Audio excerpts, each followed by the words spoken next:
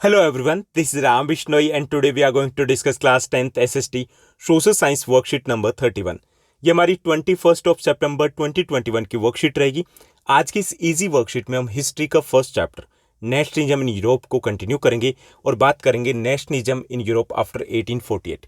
यानी 1848 के बाद नेशनलिज्म की गाड़ी कैसे आगे बढ़ती है, वो जर्नी कैसे आगे चलती है, क्या क्या चेंजेस आते हैं, ये सब कुछ हम इस वर्कशीट में डिस्कस करेंगे नेशनलिज्म के दो इंपॉर्टेंट आउटकम्स के बारे में। जो नेशनलिज्म के रिजल्ट थे वो थे unification of Germany and unification of Italy.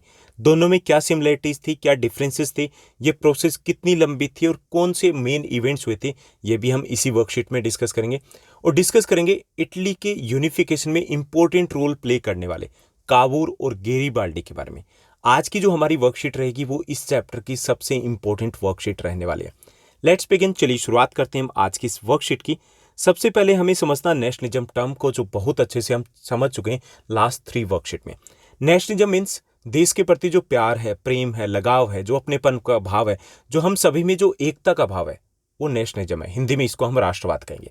हम सभी को लगता है ना, हम सब भारतीय हैं, तो हमें लगता है कि वो अपनापन सा लगता है। वो जो अपनापन सा लगता है ना, वही नेशनलिज्म है, वही राष्ट्रवाद है। इस नेशनलिज्म की शुरुआत अगर यूरोप की बात की जाए तो यूरोप में it was just an idea before the French revolution. French revolution से पहले एक आइडिया था ये, लेकिन फ्रेंच रेवोल्यूशन में हमने पहली बार इसका क्लियर एक्सप्रेशन देखा था।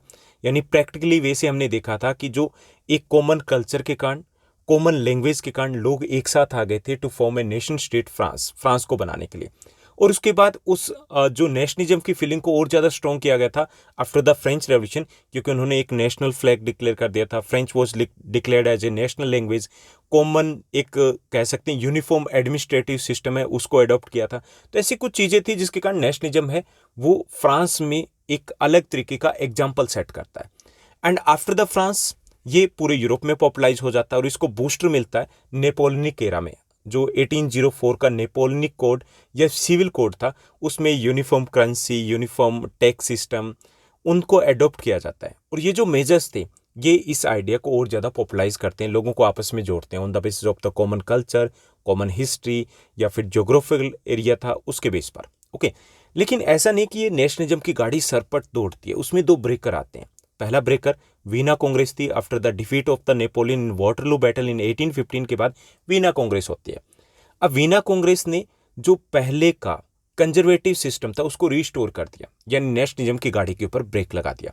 दूसरा ब्रेकर होता है ऑस्ट्रिया के चांसलर मतलब प्रधानमंत्री की तरह ही होते हैं, प्राइम मिनिस्टर की तरह ही होते हैं। ऑस्ट्रिया के चांसलर ड्यूक मैटरनिक, वो भी डंडा लेकर के खड़े हो गए कि नेशनलिज्म की गाड़ी को आगे नहीं बढ़ने देना, because he was the supporter of the conservative system का वो सपोर्टर थे। लेकिन उठते पड़ते गिरते नेशनलिज्म जो है वो आगे बढ़ता रहता है। लेकिन 1848 के बाद उसमें काफ़ी सारे चेंजेस आते हैं। क्या चेंजेस आते हैं, चलिए देखते हैं। After 1848 nationalism in Europe moved away from its association with democracy and nationalism.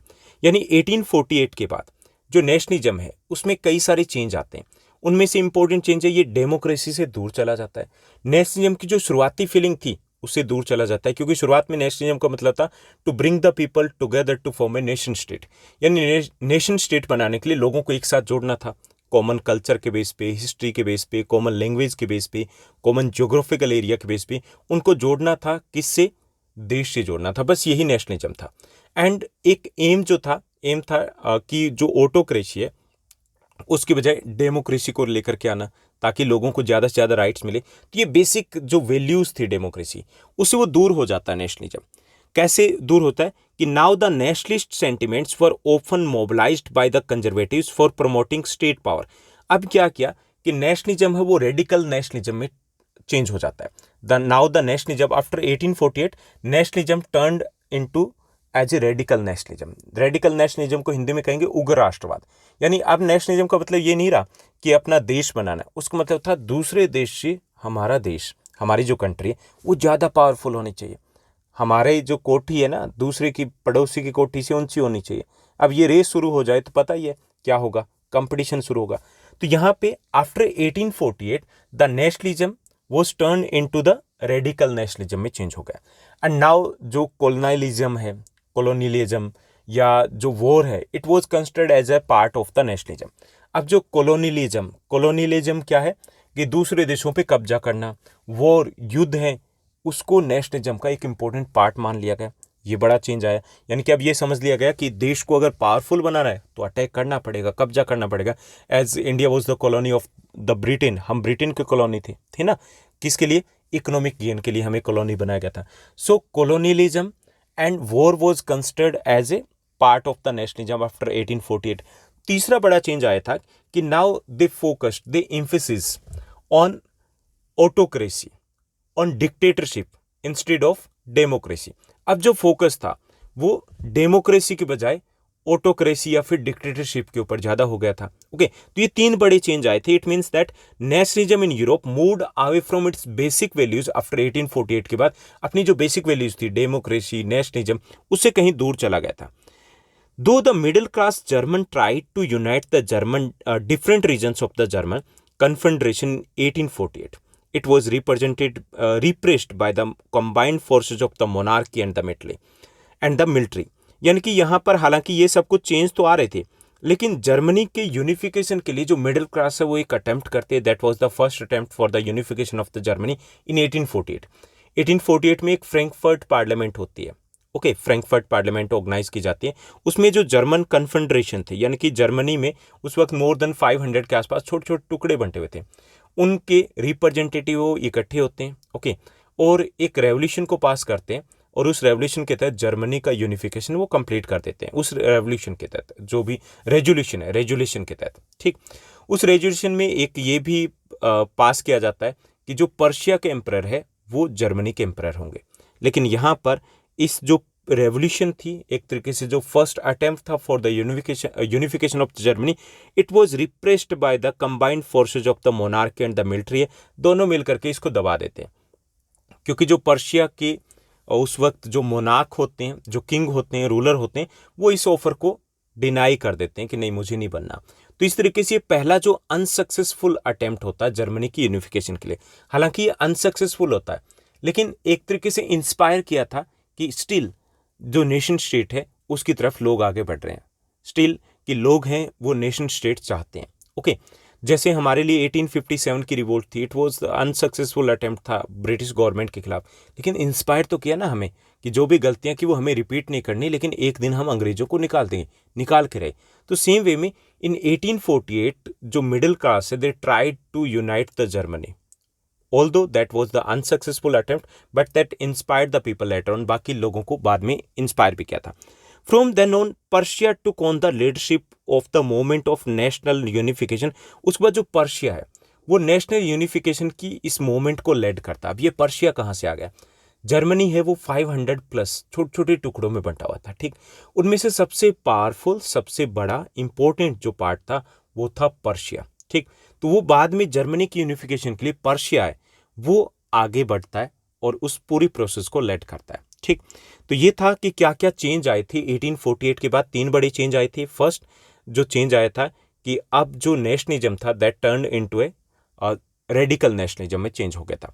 Second, war and colonialism was considered as the part of the nationalism. समझा जाने लग गया था कि उपनिवेशवाद, दूसरे देशों पे कब्जा करना, युद्ध करना, ये नेशनलिज्म का पार्ट है। तीसरा जो चेंज आया था कि now the emphasis was not on the democracy, instead it was on the dictatorship के ऊपर ज्यादा जोर दिया गया था। ओके, अब हम बात करेंगे दो इंपॉर्टेंट आउटकम्स की। आउटकम्स मतलब जो मेन ऑब्जेक्टिव क्या था नेशनलिज्म का, to form the nation state, common history, common culture, common language, common geographical area, उस बेस पे देश बनाने थे, वही तो था ना मेन ऑब्जेक्टिव। तो उस मेन ऑब्जेक्टिव के अंडर में दो इंपॉर्टेंट नेशन होते हैं, उनका यूनिफिकेशन होता है जो बाकी नेशन को भी इंस्पायर करते हैं। ओके, उनमें से फर्स्ट था यूनिफिकेशन ऑफ जर्मनी। चलिए उसको देखते हैं क्या कुछ होता है। Unification of Germany was a complex and long process. ऐसा नहीं था कि एक दिन में हो गया था, it was a long process. काफ़ी लंबे टाइम से लोग थे वो, वहाँ की जो पब्लिक थी वो ट्राई कर रहे थे। कॉम्प्लेक्स प्रोसेस थी बिकॉज मोर देन 500 के आसपास उसके छोटे छोटे पार्ट्स थे, उनको यूनाइट करना इतना ईजी तो नहीं था ना, उलझी हुई सी प्रोसेस थी।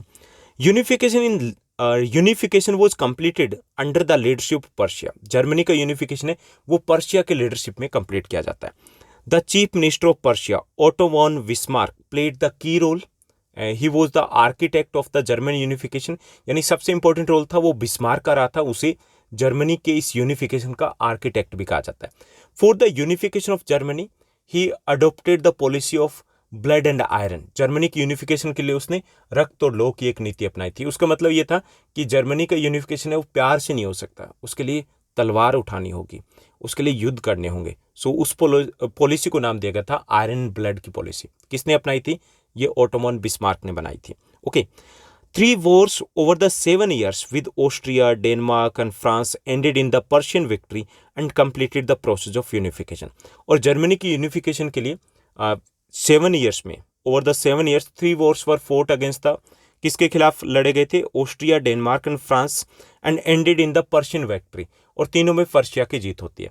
And in this way the German unification was completed इन 1871 में। जर्मनी का यूनिफिकेशन है वो कंप्लीट हो जाता है।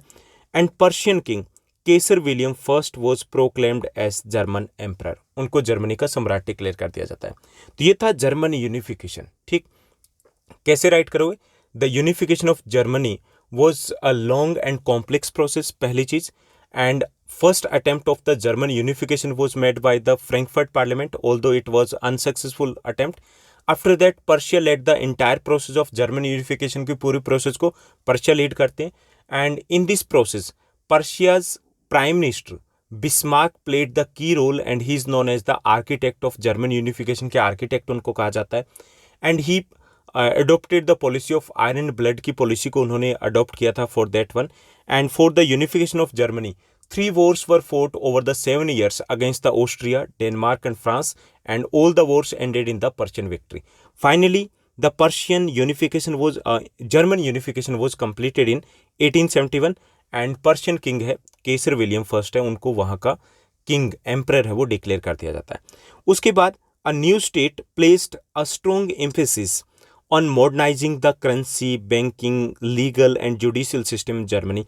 उसके बाद पूरा जोर दिया जाता है for the two make strong that nationalism, उस नेशनलिज्म की फीलिंग को स्ट्रोंग करने के लिए जैसा कुछ 1804 में फ्रांस में हुआ था वैसा ही सब कुछ, uniform currency, uniform tax system, उन सबको एडॉप्ट किया जाता है ताकि वो जो आपस में बॉन्ड है वो ज़्यादा स्ट्रोंग हो पाए।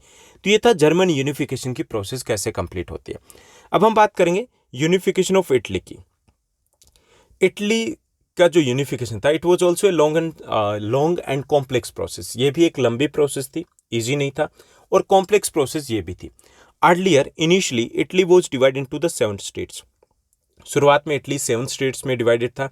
एंड एक्सक्लूडिंग द सार्डिनिया पिडमांट को छोड़ दें तो बाकी 6 स्टेट्स जो फॉरेन कंट्रीज के कब्जे में थे, यानी कि जो दूसरे देश थे उनके कब्जे में थे। इट मीन्स ये प्रोसेस थोड़ी और ही ज़्यादा कॉम्प्लेक्स थी क्योंकि आपस में मिल बैठ कर बात की जा सकती थी, लेकिन दूसरे देशों से कब्जा कैसे छुड़ाएं। Okay, so Italian unification was also a long and complex process. Initially, the Italy was divided into the 7 states, and during the 1830s, Giuseppe Mazzini made the first attempt for the Italian unification. यानी कि पहली जो कोशिश करते हैं वो Mazzini करते हैं इटली की यूनिफिकेशन के लिए, although it was an unsuccessful attempt होता है, हालांकि वो कामयाब नहीं रहते, but it inspired the later on. लेकिन बाकी लोगों को इंस्पायर तो करते हैं ना कि इटली को हमें यूनाइट करना है, उनका यूनिफिकेशन कंप्लीट करना है। The revolutionary uprising of 1831 and 1848 failed. 1831 और 1848 की जो रेवोल्यूशन होती है for the unification of the Italy वो भी फेल रहती है। And through a tactful diplomatic alliance with the France, Sardinia Piedmont succeeded in defeating the Austrian forces in 1859। उसके बाद जो प्रोसेस को लेड करता है, after that the unification process was led by the Sardinia Piedmont. Sardinia Piedmont है, जैसे Persia वहाँ था ना, यहाँ सार्डिनिया पिडमोंट है, वो इस प्रोसेस को लीड करता है। And the most important and key role was played by the Cavour. Cavour was the prime minister of the Sardinia Piedmont के प्राइम मिनिस्टर होते हैं, वो इसमें सबसे इंपॉर्टेंट रोल प्ले करते हैं। जैसे वहाँ पे बिस्मार्क था, Bismarck was the architect of the German unification, here Cavour was the architect of the Italian unification. Okay, in 1861 the Italian unification was complete हो जाता है। And Victor Emmanuel second was proclaimed as the king of the united Italy, और उनको United Italy का emperor है वो declare कर दिया जाता है। तो ऐसे इटालियन यूनिफिकेशन की प्रोसेस कंप्लीट होती है। एक बार फिर से थोड़ा सा मैं आपको बता दूं कि कैसे आप इसको राइट कर सकते हो या अच्छे से आप याद कर सकते हो। It was a long and complex process. ठीक सेम ये तरीका था कि जैसे उनकी थी, इसी तरीके से एक लॉन्ग और कॉम्प्लेक्स प्रोसेस थी। एंड इनिशियली शुरुआत में Italy was divided into the 7 states. Italy था वो 7 राज्यों में बंटा हुआ था। Okay, and first attempt for the Italian unification was made by the Mazzini, although that was an unsuccessful attempt. हालांकि वो प्रयास था, कोशिश थी, वो असफल थी, लेकिन पहली कोशिश मेजनी ने की थी। After that entire process of the Italian unification was led by Sardinia Piedmont. Sardinia Piedmont है इस पूरी प्रोसेस को लीड करते हैं, एंड वेरी इंपॉर्टेंट और most important role in the Italian unification was played by the Cavour, and Cavour was the prime minister of Sardinia Piedmont के prime minister होते हैं, वो सबसे इंपॉर्टेंट रोल प्ले करते हैं, and he is also known as the architect of the Italian unification. Italian unification के उनको architect कहा जाता है। ओके, एंड कैसे किया था उन्होंने कि एक टेक्टफुल डिप्लोमेटिक अलायंस कर लिया था फ्रांस के साथ, और उसके बाद उन्होंने फ्रांस को ऑस्ट्रिया से अलग कर दिया था। First they defeated Austria and after that they defeated the France too. दोनों को अलग करके उनको हरा दिया था, and finally the Italian unification was completed in 1861 में कंप्लीट हो जाता है, एंड विक्टर एमैनुअल जो सेकंड है वो प्रोक्लेम्ड होते हैं, उनको डिक्लेयर कर दिया जाता है as the king of the united Italy. Okay, तो ऐसे इटली की यूनिफिकेशन वो कंप्लीट होती है 1861 में। तो ये थी जर्मन यूनिफिकेशन और इटली की यूनिफिकेशन कैसे कंप्लीट हो पाती है। Now let's do discuss about the count Camillo of Cavour के बारे में, और जेसीपी जो गैरीबाल्डी उनकी हम बात करेंगे।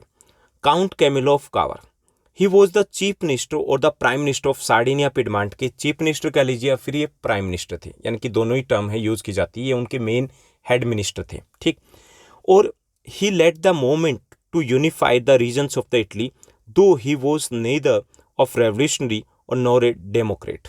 हालांकि इनका सबसे इंपॉर्टेंट रोल था इटली की यूनिफिकेशन में, इसलिए इनको इटली की यूनिफिकेशन का आर्किटेक्ट कहा जाता है, लेकिन वो ना तो रेवोल्यूशनरी थे और ना ही वो डेमोक्रेसी के फेवर में थे, लेकिन फिर भी उन्होंने एक इंपॉर्टेंट रोल प्ले किया था। The tactful diplomatic alliance with France was also engineered by the Cavour, and thus Austria could be defeated and the unification of Italy was made possible। जो एक डिप्लोमेटिक अलायंस किया था France के साथ, वो सबसे इंपॉर्टेंट था इटालियन यूनिफिकेशन में, और उसमें सबसे बड़ा हाथ था वो कावुर का ही था।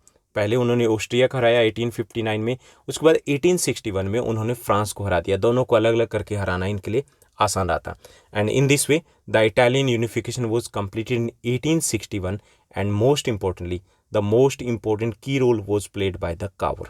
ठीक, तो ये था कावर। अब बात करते हैं Garibaldi. Garibaldi was also Italian revolutionary थे, बहुत इंपॉर्टेंट रोल इन्होंने भी प्ले किया था।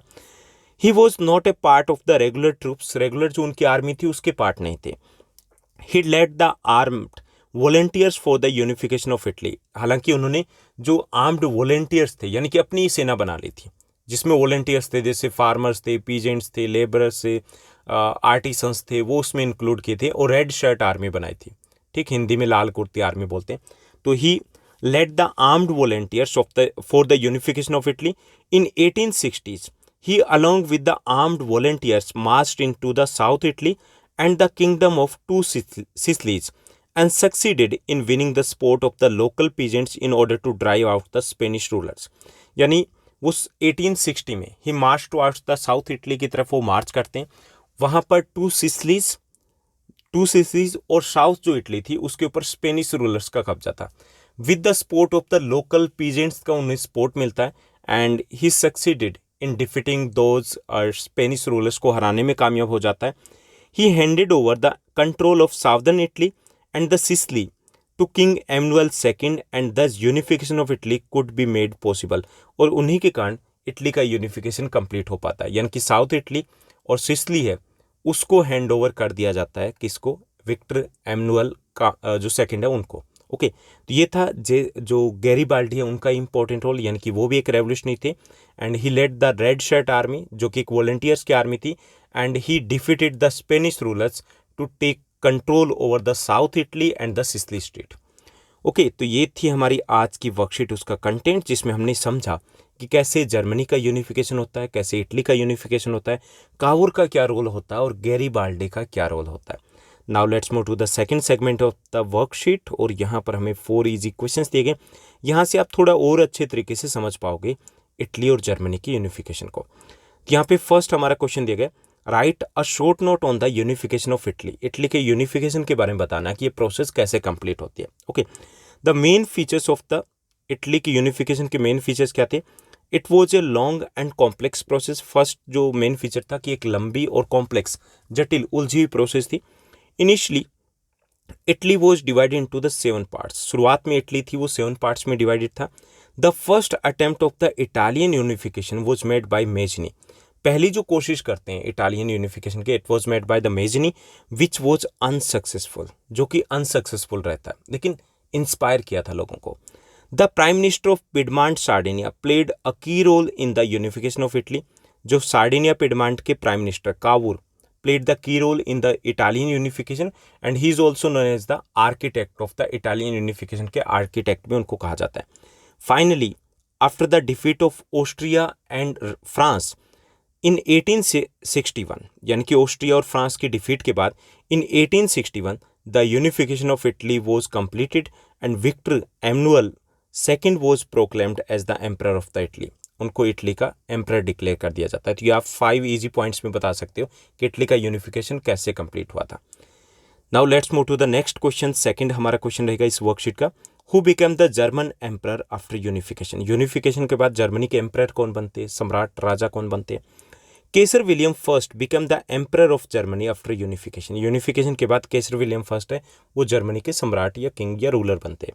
Now let's move to the next question. Second के बाद हमारा थर्ड क्वेश्चन रहेगा, explain the features of German unification के फीचर्स हमें बताने कि कैसे ये जर्मन यूनिफिकेशन कंप्लीट हुआ था। It was a long and complex process. ये भी एक लंबी और कॉम्प्लेक्स प्रोसेस थी। The first attempt of the German unification was made in the Frankfurt parliament in 1848 which was unsuccessful. पहली जो कोशिश की गई थी वो फ्रैंकफर्ट पार्लियामेंट में की गई थी, हालांकि वो अटेम्प्ट था वो कामयाब नहीं हुआ था। The architect of German unification was the prime minister of Persia auto von Bismarck, जिनको आर्किटेक्ट कहा जाता है, यानी कि की रोल इन्होंने प्ले किया था। Bismarck followed the policy of blood and iron for German unification के लिए वो ब्लड एंड आयरन की पॉलिसी को फॉलो करते हैं, यानी इसका मतलब था कि युद्ध की ताकत की पॉलिसी को वो फॉलो करते हैं। The process of German unification was completed in 1871 by defeating Austria, Denmark and France in 3 wars fought in 7 years। यानी 7 सालों में 3 युद्ध लड़े जाते हैं, एक एक करके ऑस्ट्रिया, डेनमार्क और फ्रांस को हराया जाता है और 1871 में फाइनली जर्मनी की यूनिफिकेशन वो कंप्लीट हो जाती है। Kaiser William first become the emperor of Germany after unification के बाद केसर विलियम फर्स्ट को जर्मनी का एम्परर डिक्लेयर कर दिया जाता है। सो ये थी जर्मनी की unification process. Now let's move to the next and the fourth and the last question of this worksheet. Why do you think that nationalism in Europe moved away from its association with democracy and nationalism after 1848? Question को पहले समझिए कि यहाँ पे हमसे क्या कहा जा रहा है। हमें ये बताना है कि नेशनलिज्म था वो अपनी बेसिक वैल्यूज़ थी जैसे डेमोक्रेसी, नेशनलिज्म, उससे वो दूर चला गया था 1848 के बाद। क्यों, ऐसा क्या हुआ था, कैसे चला गया था, ये हमें एक्सप्लेन करना है। After 1848 nationalism has been replaced by the radical nationalism. यानी 1848 के बाद नेशनलिज्म की जगह आ गया था रेडिकल नेशनलिज्म, उग्र राष्ट्रवाद, जिसका मतलब था अपने देश को बाकी देशों से आगे लेके जाना, देश बनाना आप पीछे रह गया था कहीं। Now colonialism and war came to be the considered as the part of the nationalism. Colonialism और वॉर है उसको नेशनलिज्म का पार्ट समझे जाने लग गया था, यानी दूसरे देशों पे कब्जा करना, युद्ध करना, उससे भी समझा गया कि ये भी नेशनलिज्म है। Third, to make the nation powerful instead of democracy emphasis was placed on dictatorship. और नेशन को पावरफुल बनाने के लिए डेमोक्रेसी के बजाय जो डिक्टेटरशिप है उस पर ज़्यादा जोर दिया गया। इन दिस वे जो नेशनलिज्म है that moved away from the democracy and nationalism की जो बेसिक वैल्यूज है उनसे दूर चला जाता है। ओके, तो ये थी हमारी आज की इजी वर्कशीट। आई होप सब कुछ आपको अच्छे से समझ में आया होगा। अगर आपको ये वीडियो, ये वर्कशीट अच्छी लगी तो इस वर्कशीट को लाइक और शेयर जरूर कीजिएगा। ये पूरा कंप्लीट चैप्टर हमने 2 पार्ट में कवर कर लिया है। अगर आपने वो वीडियोस नहीं देखे तो देख लीजिएगा। इस चैप्टर के मोस्ट इंपॉर्टेंट जो MCQs है वो भी हमने डिस्कस कर लिए हैं। मोस्ट इंपॉर्टेंट जितने भी क्वेश्चंस बनते वो भी हमने डिस्कस कर लिए हैं। प्लेलिस्ट में जाइएगा, class 10th social science genius batch में आपको ये सब कुछ मिल जाएगा। आज के लिए बस इतना ही। Thank you, bye bye, have a nice day. मिलते हैं नेक्स्ट वीडियो में।